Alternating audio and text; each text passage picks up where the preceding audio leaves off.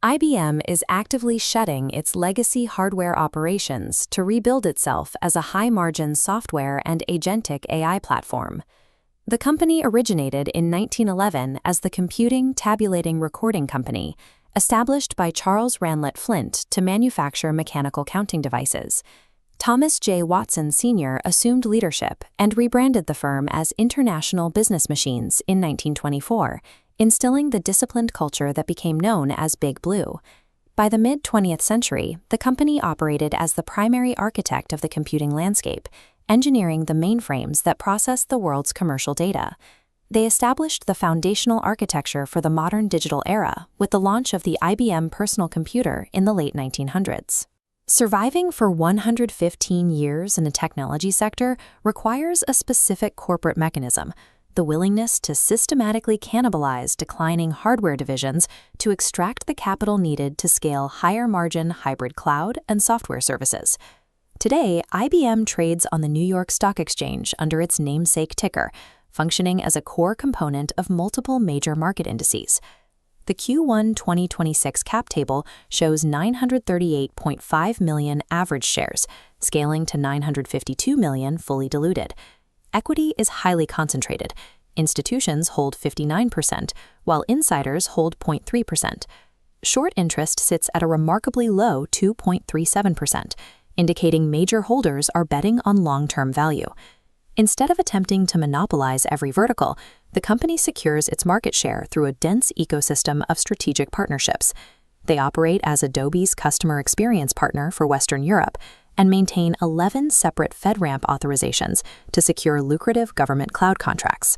A concentrated institutional shareholder base, combined with deep government-level partnership integration, creates a stable, low-volatility foundation. This structure gives management the breathing room required to execute multi-year strategic plans. The company closed out 2025 with $67.5 billion in total annual revenue, bringing $10.6 billion of that down to net income. This bar chart shows the continuation of that momentum into the first quarter of 2026. Revenue reached $15.9 billion, a 9% increase year over year, beating consensus estimates. Examining the cash flow metrics here, operations generated $2.2 billion in free cash flow during that same 3-month period. That cash generation bolsters an already secure liquidity position, with the company holding $11.8 billion in cash reserves at the end of the quarter. This chart visualizes the company's liabilities.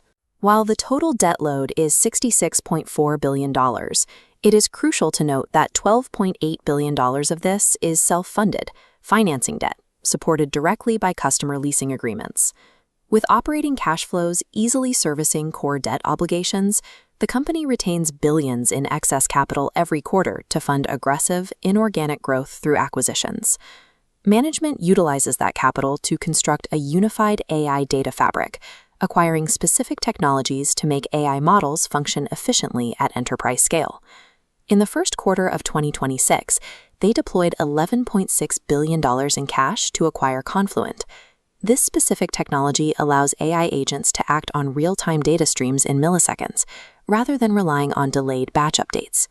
This follows the 2025 integration of HashiCorp into their software portfolio, which provided the tools necessary to automate and manage complex hybrid cloud infrastructures.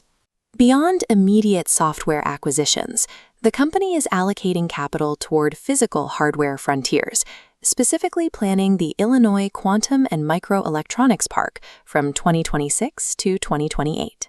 They are establishing the Future Now Chicago Innovation Hub at this site, adding 750 roles to accelerate supercomputing algorithms and deliver fault-tolerant quantum computing by 2029. These combined acquisitions and research outlays represent a calculated bet that the next decade of computing will require the seamless convergence of hybrid cloud storage, agentic AI execution, and quantum processing speed.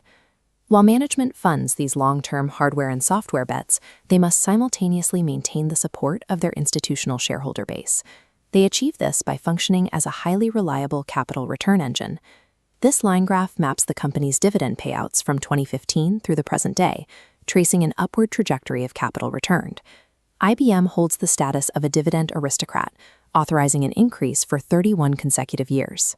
Following strong Q1 2026 earnings, this chart updates to reflect the board's latest declaration, an increased quarterly cash payout of $1.69 per share, scheduled for June 10th. That quarterly distribution equates to an annual payout of roughly $6.76 per share, providing investors with a yield of approximately 2.93%. Guaranteeing a near 3% baseline yield anchors institutional trust, ensuring the capital base remains in the cloud and AI sectors. Looking at this comparative data matrix, Microsoft significantly outpaces IBM in top-line expansion, generating 16.7% trailing 12-month revenue growth compared to IBM's 4.5%. Microsoft also maintains superior operating margins, currently operating near 46%. This sheer profitability is exactly what justifies their massive premium price-to-earnings valuation in the current market. However, when we shift our focus on this matrix to liquidity and compare the firm to Oracle, a different picture emerges. IBM operates with a highly positive free cash flow margin of 18.1%, directly contrasting with Oracle's negative 21.6% margin over the same period. The data proves that IBM cannot match the hyper-growth top-line revenue of the largest hyperscalers. Instead, it secures its position through cash flow reliability and absolute liquidity. This reliability becomes even clearer when we pivot from domestic hyperscalers to global enterprise competitors like SAP in Germany and Accenture in Ireland. In the fourth quarter of 2025, SAP reported a 30% increase in their cloud backlog.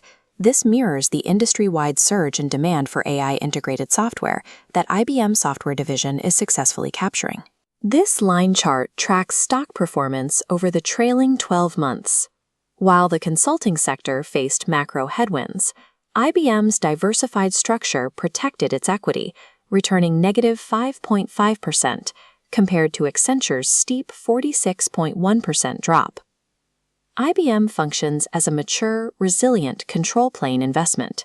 It deliberately avoids the volatile boom and bust cycles of hyperscale hypergrowth.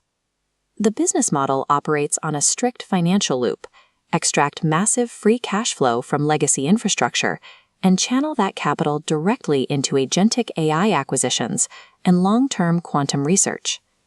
Ultimately, the value proposition relies on mathematical certainty over speculative growth.